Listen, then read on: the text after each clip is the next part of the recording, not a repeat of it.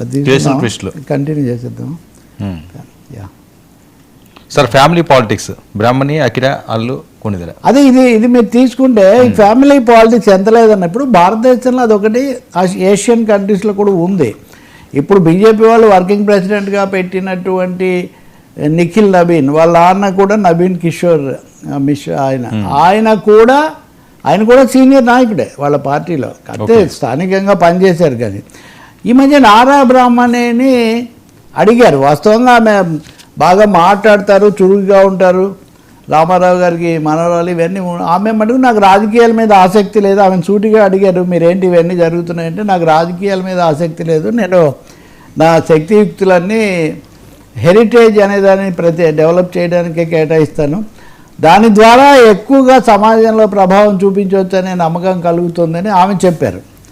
రెండోది అఖీరానందన్, పవన్ కళ్యాణ్ అంటే వయస్సులో ఆ తరం కాదు, తదుపరి తరం. అఖీరానందన్తో ప్యాన్ ఇండియా సినిమానే ప్లాన్ చేస్తున్నారని వార్తలు. ఈ ప్యాన్ ఇండియా సినిమాకు పైగా అతని పర్సనాలిటీ ఎత్తు ఇవన్నీ కూడా ఆయన సూపర్ స్టార్ మెటీరియల్ అని వీళ్ళు మీడియా సోషల్ మీడియా ఇప్పటికే డిసైడ్ చేసింది. అన్ని ముఖ్యమైన సందర్భాల్లో ఆయన కనిపిస్తున్నాడు. ఆ సినిమా ఎవరు తీస్తారు అంటే మామూలుగా ఈ సూపర్ స్టార్ కిడ్స్ సినిమాలు తీసే నిర్మాత ఒక ఆయన ఉన్నాడు నా ముందు నుంచి కూడా. ఆ జూనియర్ ఎన్టీఆర్ అయినా, అది మహేష్ బాబు అయినా, అది ఇంకొక అల్లు అర్జున్ అయినా, ఇంకొకరైనా. అల్లు అర్జున్ కంటే వాళ్ళ నాన్న నిర్మాత అనుకోండి. సో ఇలా చేస్తూ వచ్చారు. ఇప్పుడు ఆయన చేస్తారో తెలియదు. కానీ అఖీరానందన్ను ఒకేసారి మొదటి సినిమాతోనే ప్యాన్ ఇండియా లెవెల్లో ప్రజెంట్ చేయాలి, ప్రవేశపెట్టాలని దీనికి తగినట్టే ఆయన చేసిన చిన్నవి అప్పుడప్పుడు మీడియాలో సోషల్ మీడియాలో రావటం, వాటికి వ్యూస్ రావటం ఇది జరుగుతుంది. That is happening. అది వీళ్ళకి సంబంధించి. ఇది నేను తర్వాత తరం గురించి చెప్తున్నా. ఈ తరంలో కనుక చూస్తే చిరంజీవి తర్వాత పవన్ కళ్యాణ్ కలిసి వాళ్ళ నాన్న వెంకట్రావు గారిని నడిపిస్తున్నట్టుగా ఏఐ ఒకటి క్రియేట్ చేశారు. ఇది చాలా భారీగా నడుస్తుంది. మామూలుగా భారతదేశంలో ఈ తండ్రి కొడుకులు ఇట్లాంటివి కొంత వరవడి కొంత ఉంటుంది కదా. పైగా ఆయన కూడా నటుడు కాపు చిన్న కాస్త పరిమిత పాత్రలు ఆగిపోయి తర్వాత ఆ కళాభిరుచి అలాగే కొనసాగించారు. పిల్లలు చాలా సూపర్ స్టార్స్ ఆ పైకి వచ్చారు కదా. ఆ బొమ్మ బహుశా నేను అనుకుంటాను తెలుగు సినిమాలో ఉన్న విజువల్స్ను దాదాపు అదే పద్ధతిలో వీళ్ళను చేశారు. మీరు చూసారా?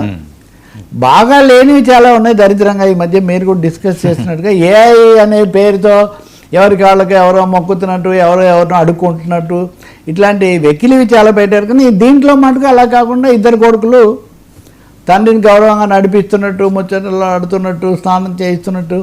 ఒక విధంగా చెప్పాలంటే మనం సీతమ్మ వాకిట్లో, సిరిమల్ల చెట్టులో ప్రకాష్ రాజు, మహేష్ బాబు, వెంకటేష్ పాత్రలు ఉంటాయి కదా, ఆ పద్ధతిలో దీన్ని చేశారు. It is running well. కాకపోతే నాగబాబుని వాళ్ళు పెట్టలేదు. అది మళ్ళీ ఒక చర్చ. మనకు అంత అవసరం లేదు, అది ఏఐఏ కాబట్టి నిజం కాదు. కానీ ఇదొకటి ఫ్యామిలీ సెంట్రిక్గా ఎలా నడుస్తున్నాయి దానికోసం చెప్తున్నా. అల్లు అర్జున్ పిల్లలు చిన్నపిల్లలు, ఒక అమ్మాయి అర్హ, ఇంకొక అబ్బాయి కూడా అనిల్ సంథింగ్ అయాన్ వీళ్ళు మొన్న ఫుట్బాల్ మ్యాచ్కి వెళ్తే అక్కడికి వెళ్ళి మన మీడియా మిత్రులు వాళ్ళను ప్రశ్నలు వేశారు. అంటే వీళ్ళు నెక్స్ట్ జనరేషన్ ఎలా తయారవుతుంది అనడానికి చాలా జాగ్రత్తగా వాళ్ళు, మేము గేమ్ చూడడానికి వచ్చాము, మ్యాచ్ ఎంజాయ్ చేయడానికి వచ్చాము, మెస్సీ వస్తున్నాడని వచ్చారా, రేవంత్ రెడ్డిని చూడడానికి వచ్చారా, ఇలాంటి ప్రశ్నలు వీళ్ళు అడగడం సరే. అంటే దానికి కూడా దొరకకుండా అది ఇది అమ్మాయి ఏమో మెస్సీ ప్రత్యేకించి ఇష్టం ఏం లేదు, మెస్సీ అంటే ఇష్టం లేదన్నారు. ఆమె ఇష్టం లేదని ఇష్టం ఉందని ఎందుకు చెప్తారు అంటే నేను చెప్తుందంటే నెక్స్టే కాదు నెక్స్ట్ కూడా రంగప్రవేశం చేయడం మనకి ఇలాంటి వరుస అనేక ఉదాహరణల్లో మనకు కనిపిస్తుంది. ఈ క్రమంలోనే సోషల్ మీడియాకి సంబంధించింది జయా బచ్చన్ ఈ మధ్య సోషల్ మీడియా మీద ముఖ్యంగా ఆ మీద ఫంక్షన్కి వెళ్తే కెమెరాలు తీసుకొని వస్తే మీరు ఏది పడితే అది చేస్తారు, కెమెరాలు పట్టుకొని వస్తే మీకు లైసెన్స్ ఉందనుకుంటారు అని బాగా చికాకు పడ్డారు.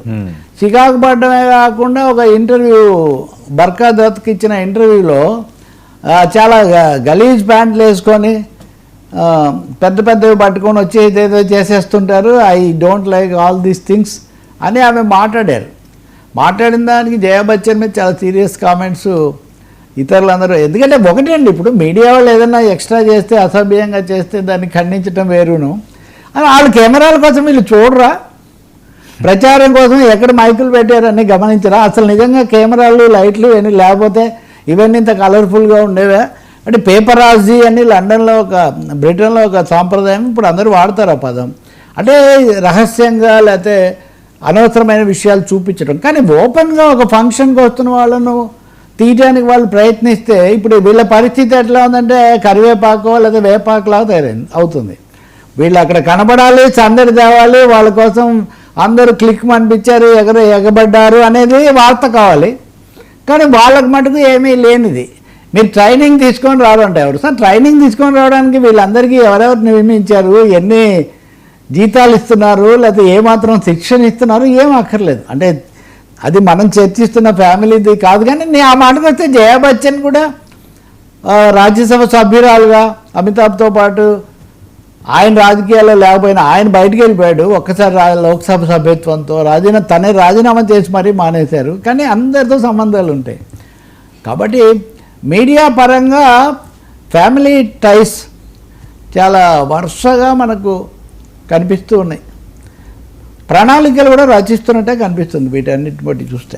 ముందుగానే ఇప్పుడు మహేష్ బాబు కూతురు అయితే సితార కదా, ఇప్పటికీ ఆమె ప్రోగ్రామ్స్ చేయటం, నాకంటే మా అమ్మాయితో మాట్లాడితే చక్కగా ఈయన చాలా పొదుపుగా మాట్లాడతారు కదా అని ఆయన చెప్తూ ఉంటారు అన్నమాట. సో ఇది స్టార్